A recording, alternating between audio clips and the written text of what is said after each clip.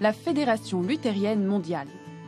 Le pape François avait créé la surprise quelques mois plus tôt en annonçant qu'il allait s'y rendre, marquant ainsi une étape importante vers la réconciliation entre catholiques et protestants.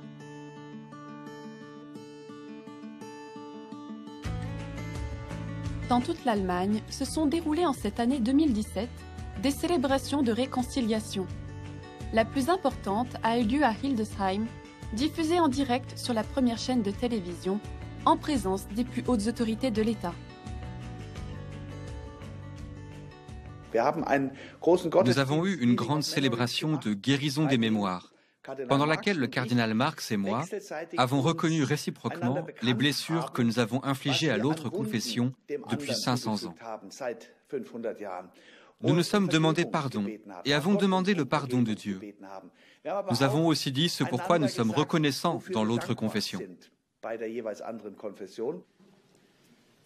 Chères sœurs et frères, devant Dieu, les uns devant les autres et devant le monde, nous voulons reconnaître notre faute. Nous voulons tout remettre à celui qui a mis en nous la parole de la réconciliation. Nous venons devant toi avec honte et tristesse devant la souffrance qui a résulté de notre conflit. Nous reconnaissons notre faute devant toi et t'invoquons dans notre détresse. Pardonne-nous ce qui nous sépare de toi et les uns des autres. Nous nous tenons sous la croix de Jésus et nous te remettons notre chemin œcuménique. Nous te prions dans l'Esprit Saint par Jésus-Christ, notre Seigneur.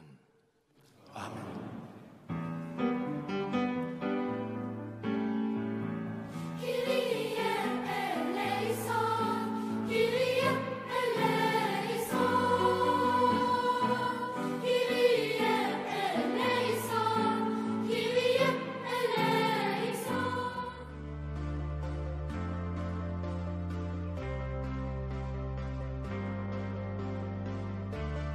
Les grandes étapes du dialogue, il a commencé dès la première moitié du XXe siècle, mais c'est surtout le Concile Vatican II qui va faire entrer en dialogue l'Église catholique.